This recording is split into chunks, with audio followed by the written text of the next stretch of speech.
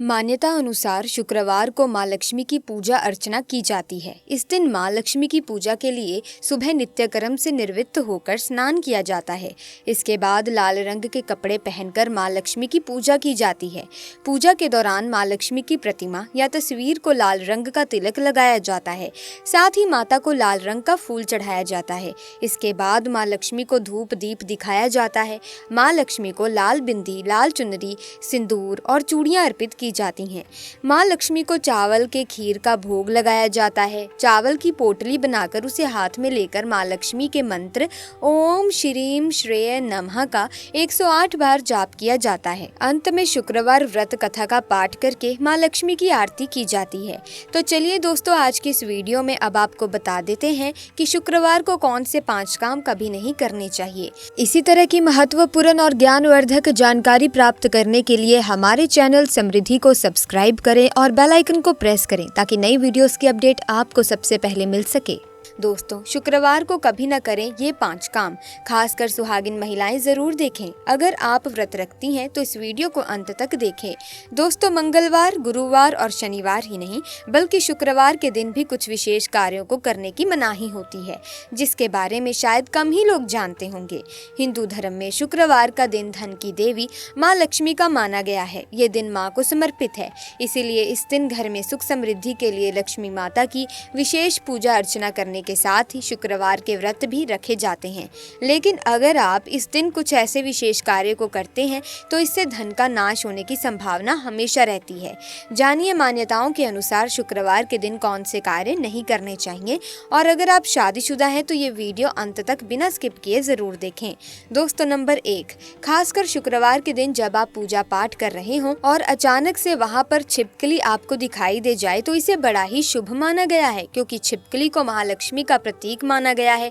इसीलिए पूजा घर में छिपकली का होना बेहद शुभ माना गया है। शुक्रवार के दिन अचानक से छिपकली आपके ऊपर गिर जाए या फिर शुक्रवार के दिन सपने में छिपकली आपको दिखाई देने लगे तो समझ जाइए कि लक्ष्मी की कृपा आपको प्राप्त होने वाली है। ये संकेत बताते हैं कि महालक्ष्मी आपके घर में अपना वास बना चुकी हैं। दोस्तों, नंबर 2, माता लक्ष्मी को पक्षियों से अति प्रेम है। पक्षियों को चावल दाना खिलाने से व्यक्ति के कर्ज कम होने लगते हैं और कई सुखों की प्राप्ति होती है। दोस्तों, नंबर 3, धर्मशास्त्रों के अनुसार एक स्त्री का जीवन तभी सफल होता है जब वो शुक्रवार के व्रत रखे, क्योंकि स्त्री को लक्ष्मी का रूप माना गया है। भले ही आप व्रत ना रख सकें, परंतु महालक्ष्मी की पूजा हर शुक्रवार को आपको करनी ही चाहिए। प्राचीन मान्यताओं के अनुसार देवी लक्ष्मी का पूजन करने से धन से जुड़ी तमाम परेशानियां दूर हो जाती हैं और एक शादीशुदा महिला का जीवन सफल हो जाता है। वहीं धार्मिक मान्यताओं के आधार पर महालक्ष्मी के साथ साथ भगवान विष्णु तथा भगवान गणेश की भी पूजा करनी चाहिए। दोस्तों, नंबर 4, शुक्र ग्रह को प्रेम का प्रतीक माना गया है। शुक्र ग्रह अगर कमजोर पड़ जाए तो सुखी वैवाहिक जीवन नष्ट हो जाता है। व्यक्ति की बुद्धि काम करना बंद कर देती है, यहाँ तक कि किसी गंदे कारणों की वजह से पति पत्नी में तलाक हो जाता है। और शुक्र अगर मजबूत हो तो व्यक्ति रंग से राजा हो जाता है। पति पत्नी में प्रेम विश्वास हमेशा बना रहता है। दोस्तों, नंबर 5, ऐसी मान्यता है कि शुक्रवार के दिन कभी किसी को चीनी नहीं देनी चाहिए, क्योंकि ऐसा करने पर शुक्र ग्रह कमजोर होता चला जाता है और जीवन में सुख समृद्धि धन वैभव सब खत्म हो जाता है।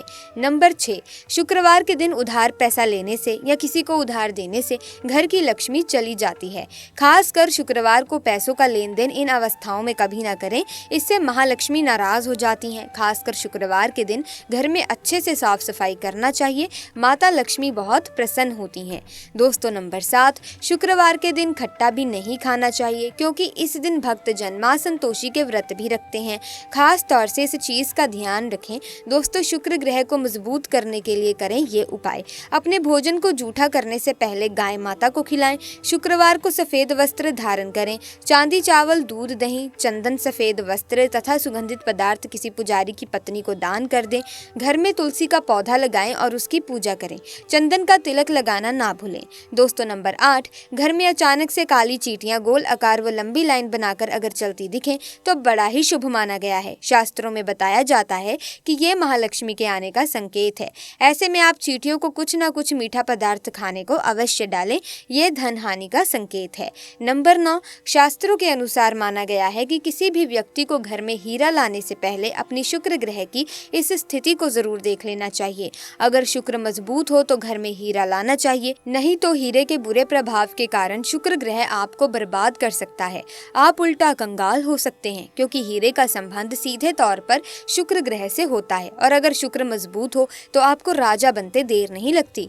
दोस्तों नंबर 10, शास्त्रों के अनुसार महालक्ष्मी ने स्वयं विष्णु से कहा था कि जिस घर में नारी का सम्मान होगा तो वहाँ पर सदा मेरा वास होगा। शुक्रवार के दिन कन्याओं, महिलाओं व किन्नरों का अपमान कभी नहीं करना चाहिए।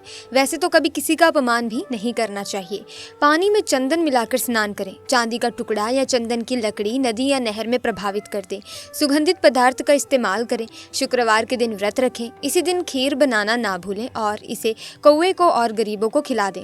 शुक्रवार के दिन सफेद गाय को आटा खिलाना चाहिए। किसी अंधे व्यक्ति को सफेद वस्त्र एवं सफेद मिष्ठान का दान करें। शुक्रवार के दिन गौ दूध से स्नान करना चाहिए कि इसके लिए आप थोड़ा दूध अपने नहाने के पानी में डाल सकते हैं। शुक्रवार के दिन स्नान कर स्वच्छ कपड़े पहने। प्यारे दोस्तों, अगर आप घर में नया झाड़ू लगाते हैं तो शुक्रवार के दिन उस पर एक सफेद रंग का धागा जरूर बांध लें। सबसे पहले तो इस बात का ध्यान रखें कि झाड़ू लगाते वक्त बात ना करें, यानी कि किसी भी तरह की बात करते समय झाड़ू ना लगाएं। दूसरी बात, झाड़ू को पैर नहीं लगाना चाहिए। कभी अगर गलती से पैर लग जाए तो तुरंत माँ लक्ष्मी से क्षमा मांग लें और झाड़ू लगाते समय ध्यान रखना चाहिए कि झाड़ू को लात मारने पर माँ लक्ष्मी रुष्ट होकर घर से चली जाती हैं। शास्त्रों में कहा जाता है कि मासिक धर्म के दौरान झाड़ू को छूने पर पाप लगता है और घर में दरिद्रता व गरीबी लंबे समय तक रहती है। जीवन कष्टकारी हो जाता है और घर में राहु केतु का वास हो जाता है। इसीलिए ऐसा करने से हर महिला को बचना चाहिए, क्योंकि झाड़ू में माता लक्ष्मी का वास होता है। ऐसे में झाड़ू छूना उचित नहीं माना गया, क्योंकि इससे झाड़ू अपवित्र हो सकता है।